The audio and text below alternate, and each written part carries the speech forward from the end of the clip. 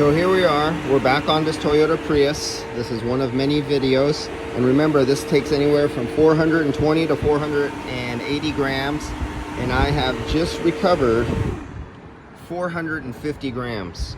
That's what I got out of there. We're into the micron range, so I recovered the refrigerants all the way down to 1100 microns. That's how far I've pulled the vacuum using a recovery machine. Has totally removed the refrigerant out of the system, so I could weigh as much as possible that comes in here.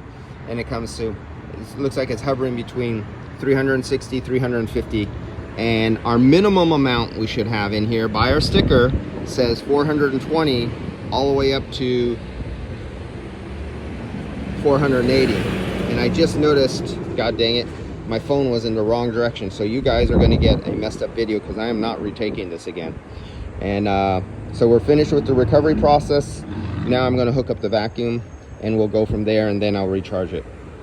And that's our final vacuum after recovering without a vacuum pump. Just a recovery machine brought it down to 1100 standing off.